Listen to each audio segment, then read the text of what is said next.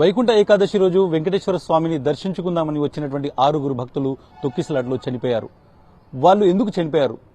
ఆ నిర్లక్ష్యానికి కారణం ఎవరు? అక్కడ ఎంతమంది పోలీసులు ఉన్నారు? నిజంగానే ప్రభుత్వము టీటీడీ పూర్తిగా విఫలమైందా? ఇటువంటి చాలా ప్రశ్నలున్నాయి. కానీ అటు ప్రభుత్వం కానీ టీటీడీ కానీ దీనికి సమాధానం ఇవ్వడానికి ఇష్టపడట్లేదు. అసలు ఏం జరిగిందో ఒక తెలుసుకునేటువంటి ప్రయత్నం చేస్తున్నాం. సాక్షి టీవీ ఇక్కడ జరిగినటువంటి మొత్తం ఈ ఘోర కలిని ఒకసారి ఇన్వెస్టిగేట్ చేయడానికి సంఘటన జరిగినటువంటి బైరాగి పట్టెడాకు వచ్చింది. ఇక్కడ ఏం జరిగిందో తెలుసుకునేటువంటి ప్రయత్నం చేద్దాం.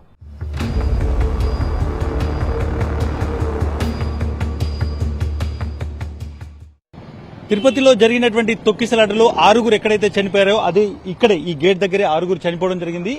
ఇది మనం చూడొచ్చు. ఇక్కడ శ్రీ పద్మావతి ఉద్యానవనము పార్కు బైరాగిపట్టెడ తిరుపతి బైరాగిపట్టెడ ప్రాంతంలో ఉన్నటువంటి శ్రీ పద్మావతి ఉద్యానవనం ఈ పార్క్. ఈ పార్క్ లో ఏం చేయడం జరిగిందంటే దీన్ని ఒక హోల్డింగ్ పాయింట్ గా ఇక్కడ ఉన్నటువంటి అధికారులు పెట్టడం జరిగింది. అంటే ఎవరైనా టోకెన్ల కోసం ఎవరైతే వస్తారో ముఖ్యంగా 8 సెంటర్లు తిరుపతి వ్యాప్తంగా ఏర్పాటు చేశారు.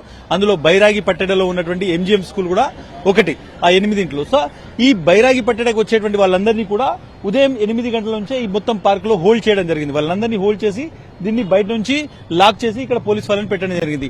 ఎంతమంది పోలీసు వాళ్ళని పెట్టడం జరిగింది అనేటువంటి దాని మీద పోలీసులు చెప్పేటువంటి నంబర్ ఒకటి ఉంది. కానీ వాస్తవమైనటువంటి నంబర్ ఈ మొత్తం ఏరియాను కలుపుకుంటే 10 సంఖ్యలో అంటే కేవలం 20 నుంచి 30 మంది కూడా లేరు అనేటువంటిది అర్థమవుతుంది.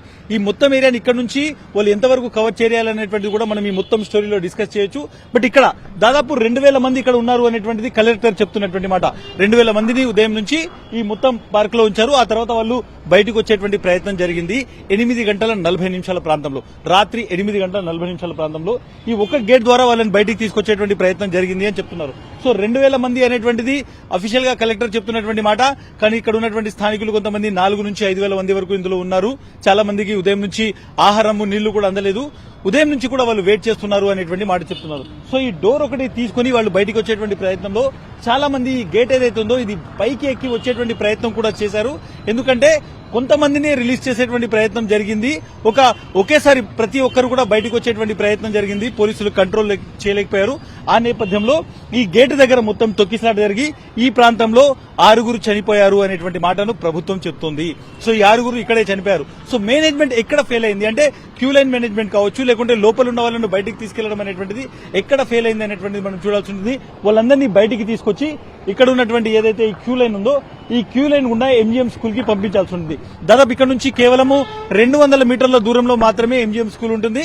సో ఇక్కడ నుంచి వాళ్ళని పంపించాల్సి ఉంటుంది. కానీ ఆ పంపించేటువంటి క్రమంలో వాళ్ళని బయటికి తీసుకొచ్చేటప్పుడు ప్రతి ఒక్కరూ అందరూ వేగంగా వచ్చేటువంటి ప్రయత్నం చేశారు. లోపల ఎవరో పోలీసులు లేరు, క్యూ లైన్ ఏర్పాటు చేయలేదు. వాళ్ళని లోపల కొంతమందిని బయటికి తీసుకొచ్చేటువంటి ప్రయత్నం జరగలేదు. కాబట్టి ఇదంతా తొక్కిసలాట జరిగింది అనేటువంటిది వినిపిస్తుంది. ఇక్కడ కేవలం 4 పోలీసులు మాత్రమే ఉన్నారు. మొత్తం ఈ ఏరియాకు కేటాయించిందే 20 నుంచి 30 మంది పోలీసులు. ఈ సెంటర్ లో కేవలము 4 పోలీసులు మాత్రమే ఉన్నారు అనేటువంటిది ప్రత్యక్ష సాక్షులు చెప్తున్నటువంటి మాట. సో 4 పోలీసులు ఉంటే లోపల ఉన్నటువంటి 3-4 వేల మందిని ఈ మొత్తం క్యూ లైన్ ద్వారా పంపించడానికి ఎక్కడ వీలవుతుంది? చాలా మంది ఉదయం నుంచి ఆకలితో ఉన్నారు, మంచినీళ్లు కూడా లేవు. ఒక విధంగా వాళ్ళని లోపల పెట్టేసి బయట నుంచి వాళ్ళకు ఒక విధంగా తలుపు పెట్టడం జరిగింది, లాక్ పెట్టడం. ఒకసారి బయటకు వస్తే మళ్ళీ మిమ్మల్ని లోపలికి అలో చేయము అనేటువంటి మాట చెప్పారు. కాబట్టి బయటకు వస్తే మళ్ళీ దర్శనం టికెట్లు దొరుకుతాయా అనేటువంటి ఒక భయం వాళ్ళలో ఉండింది. అందరూ లోపలే ఉన్నారు. బట్ సాయంత్రం రిలీజ్ చేసేటప్పుడు టోకెన్లు అయిపోతాయేమో అనేటువంటి ఒక భయంతో అందరూ వేగంగా బయటకు వచ్చారు అనేటువంటిది ఒక థియరీ. దీనికి సంబంధించి కొంతమంది చెప్తున్నటువంటి మాట. కానీ ఇక్కడ ఉన్నటువంటి వాళ్ళు ఏం చెప్తున్నారు, ప్రత్యక్ష సాక్షులు ఏం చెప్తున్నారు అనేటువంటి కూడా మనం మాట్లాడేటువంటి ప్రయత్నం చేద్దాము. ఆ రోజు సంఘటన జరిగినప్పుడు మనం ముందర చూడొచ్చు, లెఫ్ట్ సైడ్ లో ఇక్కడెక్కడైతే ఫ్రూట్స్ అమ్ముతున్నటువంటి ఒక మహిళ మనం చూడొచ్చు. ఆ మహిళ ఇక్కడ ఉంది. ఆమె ఆ రోజు జరిగిందంతా చూసింది అని చెప్తున్నారు. సో ఆమెతో కూడా ఒకసారి మాట్లాడేటువంటి ప్రయత్నం చేద్దాం. ఎక్కువ జనం ఉన్నారు.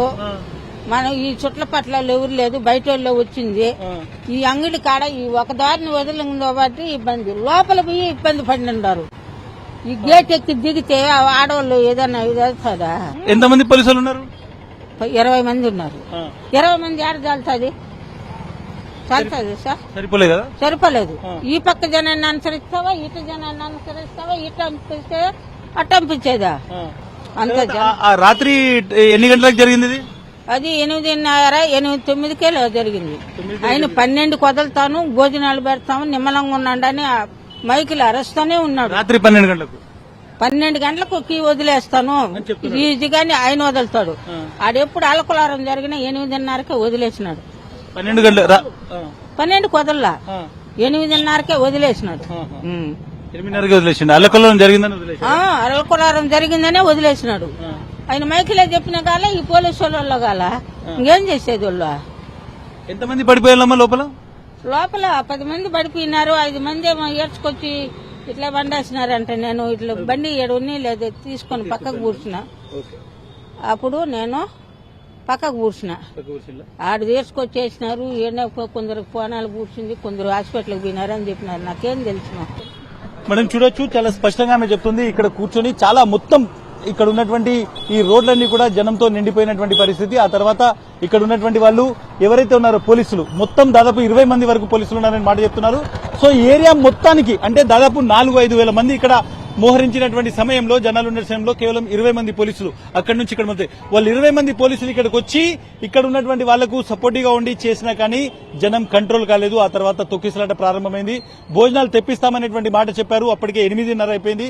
భోజనాలు ఇంకా రాలేదు. రాత్రి 12 గంటలకు క్యూ లైన్లు స్టార్ట్ చేస్తామని చెప్పారు. సో భోజనాలు కూడా రాలేదు అనేటువంటి ఒక ఆకలి ఉంది. అట్ ద సేమ్ టైము వదులుతారో వదలరో అనేటువంటి ఒక ఆగ్రహం ఉంది. జనాలు ఒకేసారి ఈ గేట్ నుంచి బయటకు వచ్చేటువంటి ప్రయత్నం చేశారు. ఆ తర్వాత తొక్కిసలాట ప్రారంభమైంది. 2 గేట్లు తెరిచినా కానీ ఎక్కడ కూడా జనాల్ని కంట్రోల్ చేయలేని సిచ్యువేషన్. అప్పటికే దాదాపు 10-15 మంది పడిపోయారు. అందులో 5 ఇక్కడే చనిపోయినటువంటి సిచ్యువేషన్. సో డెఫినెట్ గా పోలీసులు తక్కువ ఉన్నారు అనేటువంటిది ప్రత్యక్ష సాక్షులు చెప్తున్నారు. ఇక్కడ కావాల్సినటువంటి జనాలకు నీళ్లు, ఆహారము రాత్రి 8:30 గంటల వరకు అందలేదు అనేటువంటిది కూడా తెలుస్తుంది. భోజనాలు తెప్పిస్తామనేటువంటి మాట చెప్తున్నారు కానీ ఉదయం నుంచి వెయిట్ చేస్తున్న వాళ్ళు సహనం కోల్పోయినటువంటి సిచ్యువేషన్. ప్రతి ఒక్కరూ వేగంగా బయటికి రావాలి అనేటువంటి ఒక ప్రయత్నంలో బయటకు వచ్చారు. పోలీసులు ఇంకా ఎక్కువ సంఖ్యలో ఉంటే కొంచెం కొందరుగా జనాల్ని కంట్రోల్ చేసి పంపించేటువంటి అవకాశం ఉంది. పోలీసులు కావాల్సిన సంఖ్యలో లేకపోవడం వల్ల ప్రధానంగా ప్రమాదం జరిగిందనేటువంటిది ఒకటి అర్థమవుతుంది. ఇక్కడ నుంచి ముందుకు వెళ్దాం. ముందు ఎటువంటి సిచ్యువేషన్ ఉందో, ఆ రోజు ఎటువంటి ఏర్పాట్లు చేశారో చూసేటువంటి ప్రయత్నం కూడా చేద్దాం. సాధారణంగా ఆ రోజు ఈ పార్కులో ఉన్నటువంటి జనాలందరినీ కూడా నేనున్నటువంటి క్యూ లైన్ ద్వారా ముందుకు తీసుకెళ్లాలి. ఇక్కడ నుంచి దాదాపు 200 మీటర్ల దూరంలో ఉన్నటువంటి ఎంజీఎం స్కూల్లో కౌంటర్స్ ఉన్నాయి. ఆ కౌంటర్స్ దగ్గర తీసుకెళ్లాలి. అంటే ఇక్కడ నుంచి దాదాపు 200 మీటర్ల దూరంలో ఉన్నటువంటి స్కూలు, అక్కడ దాదాపు 10 కౌంటర్లు, దాంతోపాటు ఈ మొత్తం క్యూ లైను, ఇందులో ఉన్నటువంటి 2,000 మంది, అధికారికంగా 2,000 మంది, నిజంగానే చాలా మంది ప్రత్యక్ష సాక్షులు చెప్తుంది 4-5 వేల మంది ఉన్నటువంటి. ఇంతమందిని కంట్రోల్ చేయడానికి 20 మంది పోలీసులు ఉన్నటువంటి పరిస్థితి. సో 20 మంది పోలీసులు ఉంటే ఎక్కడ సరిపోతారు? మొత్తం ప్రభుత్వం మేము 5,000 మందిని పెట్టామని చెప్తుంది. ఒక సెంటర్ దగ్గర 20 మంది కూడా లేరు అనేటువంటిది ప్రత్యక్ష సాక్షులు చెప్తున్నారు. పోలీసులు డెఫినెట్ గా 5,000 మంది ఉంటే ఒక కౌంటర్ మనం చూడొచ్చు, 8 కౌంటర్లు ఉన్నాయి టోటల్ గా. ఇది ఒక కౌంటర్, 8 సెంటర్స్ ఉన్నాయి. ఇది ఒక సెంటర్. ఈ సెంటర్ దగ్గర కేవలం 20 మంది ఉంటే మిగిలిన 4,980 మంది పోలీసులు ఎక్కడున్నారు అనేటువంటిది కూడా క్వశ్చన్ రేజ్ అవుతోంది. డెఫినెట్ గా పోలీసులకు సంబంధించి చాలా కీలకమైనటువంటి, ముఖ్యంగా పోలీసులకు సంబంధించి ఒక పెద్ద నిర్లక్ష్యం జరిగింది అనేటువంటిది చాలా స్పష్టంగా అర్థమవుతుంది. అందుకే జిల్లా ఎస్పీని బదిలీ చేశారు. ఇంత పెద్ద ప్రమాదం జరిగిన తర్వాత కేవలం ముఖ్యమంత్రికి దగ్గర వ్యక్తి కాబట్టే బదిలీ చేశారు, బదిలీతో సరిపెట్టారు అనేటువంటి విమర్శ కూడా వస్తుంది. 20 మంది పోలీసులతో ఇన్ని వేల మందిని ఏ విధంగా కంట్రోల్ చేస్తారని ఒక ముసలామె, కేవలం పండ్లు అమ్ముకునేటువంటి ఒక వృద్ధ మహిళ చెప్తుంది. అంటే పోలీసులకు కనీసం ఈ ఆలోచన ఎందుకు లేకుండా పోయింది, టీటీడీకి సంబంధించి పెద్దలకు ఈ ఆలోచన ఎందుకు లేకుండా పోయింది అనేటువంటి క్వశ్చన్స్ ఇక్కడ రేజ్ అవుతున్నాయి. ఇవే కాదు, ఇంకా చాలా క్వశ్చన్స్ ఉన్నాయి. వాటిని కూడా మనం ఇక్కడ సాల్వ్ చేసేటువంటి ప్రయత్నం చేద్దాం, ఇన్వెస్టిగేట్ చేసేటువంటి ప్రయత్నం చేద్దాం. ఎక్కడైతే ఈ కౌంటర్లు ఏర్పాటు చేశారో బైరాగి పట్టణకు సంబంధించినటువంటి ఎంజీఎం స్కూల్లో, అక్కడ ఎటువంటి వాతావరణం ఉందో చూసేటువంటి ప్రయత్నం చేద్దాం. పార్కు నుంచి ఎవరైతే క్యూ లైన్ లో వచ్చేటువంటి భక్తులు ఉన్నారో వాళ్ళందరినీ ఈ లైన్ ద్వారా ఇక్కడ ఉన్నటువంటి మనం చూడొచ్చు బైరాగి పట్టణ తిరుపతికి సంబంధించిన ఎంజీఎం స్కూల్ ఏదైతే ఉందో ఈ స్కూల్ లోపలికి అలో చేస్తారు. ఇక్కడ ఉన్నటువంటి మొత్తం ఈ సెంటర్ దగ్గర కూడా ఇంకొక పాయింట్ ఉంటుంది. ఎందుకంటే పెద్ద ఎత్తున భక్తులు వస్తారు కాబట్టి ఇక్కడ కూడా ఒక సెక్యూరిటీ ఉండాలి. బట్ ఆ రోజు ఇక్కడ కూడా పెద్దగా సెక్యూరిటీ లేదు. ఎందుకంటే టోటల్ గా ఉన్నదే 20 మంది పోలీసులు కాబట్టి ఇక్కడ నుంచి వెనక్కి వెళ్లిన తర్వాత మనం క్యూ లైన్స్ కూడా చూడొచ్చు. ఈ స్కూల్ లోపలికి వాళ్ళు ఎంటర్ కావాల్సి ఉంటుంది. రాత్రి 12 గంటలకు వాళ్ళను లోపలికి వదులుతాము అనేటువంటి మాట చెప్పారు. సో లోపలికి వచ్చిన తర్వాత ఎటువంటి సిచ్యువేషన్ మనం చూడొచ్చు. ఈ క్యూ లైన్స్ ద్వారా వాళ్ళు ఇక్కడికి వస్తారు. ఈ క్యూ లైన్ ద్వారా ఇక్కడికి చేరుకున్న తర్వాత భక్తులు ఎవరైతే ఉందో వరుస క్రమంలో రాత్రి అంటే బుధవారం రాత్రి 12 గంటలు వాళ్ళని ఇక్కడికి చేరుకోవాల్సి ఉంటుంది. ఇక్కడ చేరుకున్న తర్వాత ఈ వరుసగా క్యూ లైన్స్ ఉంటాయి. ఇది ఎప్పుడు కూడా టీటీడీ ఒక ప్రాక్టీస్ గా చేసేటువంటి పని. టీటీడీకి సంబంధించినటువంటి కింది స్థాయి ఉద్యోగులు కూడా ఏం జరుగుతుంది అనేటువంటిది, ఎన్ని క్యూ లైన్స్ ఉంటాయి, ఎంత ఉంటుంది అనేటువంటిది సాధారణంగా వాళ్ళందరికీ తెలిసినటువంటిది. కానీ ఎక్కడ ప్రాబ్లం జరిగింది అంటే ఎంతమంది పోలీసుల్ని పెట్టాలి అనేటువంటి దగ్గర ప్రధానమైనటువంటి ప్రాబ్లం జరిగింది. బయట మనం పార్క్ దగ్గర చూసొచ్చాం. పార్క్ దగ్గర మొత్తం ఇక్కడ నుంచి పోలీసులందరూ అక్కడికి వెళ్ళినా 20 మంది కంటే ఎక్కువ మంది పోలీసులు అక్కడ లేరు. ఇక్కడ మొత్తం చూసుకోవచ్చు, ఈ మొత్తం ఏరియా మేనేజ్మెంట్ కావచ్చు, ఇవన్నీ క్యూ లైన్స్ ఏవైతే ఉన్నాయో వీటినన్నింటినీ ఇక్కడ ఉన్నటువంటి వాళ్ళను ఎవరు ఒకరినొకరు తోసుకోకుండా కూడా చేయడానికి ప్రతి లైన్ కు ఇద్దరిద్దరు పోలీసులు ఉండాలి. అంటే మనం చూడండి, దాదాపు ఒక 50 లైన్స్ వరకు మనం ఇక్కడ కనబడుతున్నాయి. అంటే కనీసం 100 మంది పోలీసులు ఇక్కడ ఉండాల్సినటువంటి సిచ్యువేషన్. మహిళలు ఉంటారు, వాళ్లకు గంటల తరబడి వెయిట్ చేసిన వాళ్ళు ఉంటారు కాబట్టి వాళ్ళందరినీ అలో చేయడానికి ఇక్కడ పోలీసులు ఉండాలి. కానీ ఎక్కడ కూడా ఆ రోజు పోలీసులు లేరు. అంటే బయట ఇక్కడ కనీసం ఎక్కువ మంది ఫోర్స్ ఏదైతే ఉండో, అంటే 5,000 మందిని ఏవైతే డిప్లాయ్ చేశామనేటువంటి మాట పోలీసులు చెప్తున్నారో, దాని ప్రకారం కనీసం ఒక సెంటర్ కి 8 సెంటర్లో ఒక్క సెంటర్ కి 500 మందిని పెట్టినా ఇక్కడ ఉన్నటువంటి మొత్తం క్రౌడ్ ను కంట్రోల్ చేయొచ్చు. కానీ ఎక్కడ కూడా ఆ రోజు అటువంటి సిచ్యువేషన్ కనబడలేదు. వాళ్ళెవరు కూడా భక్తులు ఇక్కడికి చేరుకోలేదు.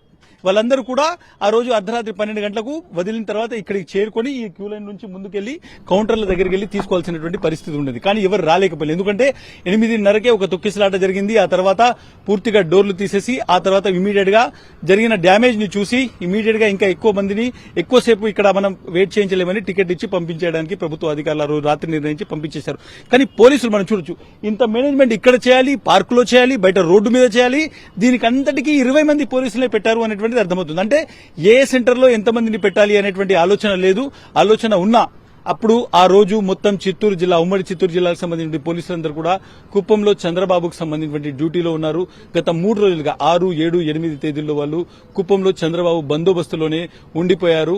చాలా మంది అధికారులు ఎవరైతే ఇక్కడ నుంచి వచ్చారో ఆ రోజు డ్యూటీ చేస్తున్నారో వాళ్ళందరూ కూడా బయట నుంచి వచ్చినటువంటి పోలీసులు. అంటే ఇటు కర్నూలు జిల్లా ఆదోని నుంచి ఒక circle inspector, at the same time Mydukur నుంచి ఇటువంటి ఏరియాల నుంచి వచ్చినటువంటి పోలీసులకు ఇక్కడ డ్యూటీ వేశారు. వాళ్ళు ఎప్పుడు కూడా ఇటువంటి డ్యూటీస్ చేసినటువంటి ఎక్స్పీరియన్స్ లేదు అనేటువంటి వార్త కూడా వినిపిస్తుంది. బట్ డెఫినెట్ గా ఆ రోజు ఏదైతే జనం టోకెన్లు తీసుకోవడానికి వచ్చారో ఆ టోకెన్ల దగ్గర కూడా ఎటువంటి సిస్టమ్ ఉందో ఒకసారి చూద్దాం. ఇక్కడ నుంచి మొత్తం మనం లైన్ నడిచి దాదాపు వెళ్తే ముందరికి ఏదైతే కౌంటర్ వస్తుందో ఆ కౌంటర్ దగ్గర సిచ్యువేషన్ చూద్దాం. కానీ కౌంటర్ దగ్గరికి ఎవరు కూడా చేరుకోలేకపోయారు. దురదృష్టవశాత్తు ఆ రోజు 6 చనిపోయారు. మిగిలిన వాళ్ళకి ఇమీడియట్ గా కౌంటర్ దగ్గర పంపించేసి టికెట్లు ఇవ్వడం జరిగింది. వైకుంఠ ఏకాదశికి సంబంధించి దాదాపు 70,000 టికెట్లు ఇస్తామని టీటీడీ కొద్ది రోజుల నుంచి ప్రచారం చేసింది. అందుకే జనవరి 8న దాదాపు 8 సెంటర్లు వేర్వేరుగా ఇటువంటి సెంటర్లు ఏవైతే ఏర్పాటు చేశారో అక్కడికి జనం పెద్ద ఎత్తున ఆ రోజు రాత్రి వచ్చారు. అంటే బుధవారం రాత్రికి దాదాపు పెద్ద సంఖ్యలో జనాలున్నారు. ఈ బైరాగి పట్టణంలో కూడా దాదాపు 4 నుంచి 5,000 మంది ఉన్నారు అనేటువంటి మాట ప్రత్యక్ష సాక్షులు చెప్తున్నారు. 2,000 మంది ఉన్నారు అనేటువంటిది కలెక్టర్ చెప్తున్నటువంటి మాట. వాళ్ళందరూ కూడా ఆ రోజు క్యూ లైన్లలో వెయిట్ చేసి ఇక్కడి వరకు వచ్చి ఈ కౌంటర్ల ద్వారా మొత్తం ఇక్కడికి ముందుకెళ్లి ఆ కౌంటర్లో వాళ్ళు టోకెన్స్ తీసుకుని వెళ్లిపోవాలి. కానీ అది జరగకుండా తొక్కిసలాట జరిగి 6 చనిపోవడం, ఆ తర్వాత అర్ధరాత్రి 12 గంటలకు స్టార్ట్ చేయాల్సినటువంటి ఏవైతే టోకెన్ల వితరణ ఉందో అది కేవలం రాత్రి 9 గంటలకు స్టార్ట్ అయిపోయింది. ఆ తర్వాత టోకెన్లు కూడా ఇచ్చేయడం జరిగింది. కానీ దీంట్లో తప్పెవరిది అనేటువంటి చూస్తే డెఫినెట్ గా పోలీసులకు సంబంధించి ఇక్కడ కావాల్సినంత పోలీసులు లేరు అనేటువంటిది ప్రధానమైనటువంటి చర్చ జరుగుతుంది. ఆ తర్వాత ఈ ఏరియాకు సంబంధించినటువంటి డీఎస్పీ ఎవరైతే ఉన్నారో ఆయన ఆ రోజు ఇక్కడ డ్యూటీ చేయాలి.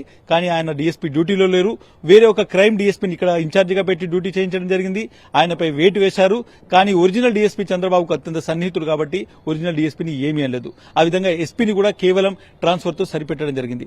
కానీ ఈ మొత్తం సంఘటనకు సంబంధించి మనం చూసుకుంటే ఎంతమంది పోలీసులు ఉన్నారు? కేవలం 8 సెంటర్లు ఏర్పాటు చేశారు. ఒక్కొక్క సెంటర్ కు మనం చూడొచ్చు కౌంటర్లు ఇక్కడ చాలా స్పష్టంగా కనిపిస్తున్నాయి. 10 కౌంటర్లు. ఒక్కొక్క సెంటర్ లో మనం చూడొచ్చు కౌంటర్ నెంబర్ 1, అదేవిధంగా counter number 2, counter number 3, counter number 4, counter number 5, counter number 6, 7, 8, 9, 10. అంటే ఇక్కడ 10 కౌంటర్లు ఏర్పాటు చేశారు. ఇట్లా ఒక్కొక్క సెంటర్ లో కూడా 10 కౌంటర్లు ఏర్పాటు చేయడం జరిగింది. ఇది టీటీడీ చాలా కాలం నుంచి చేస్తున్నటువంటి ఒక ప్రక్రియ. ఇట్లా చేస్తున్నటువంటి సమయంలో సెక్యూరిటీ ఎంతమంది ఉంటుంది, ఎంతమందిని మనం కంట్రోల్ చేయాల్సి ఉంటుంది అన్నటువంటిది కూడా ఎక్కడ ఒక సమీక్ష జరగలేదు.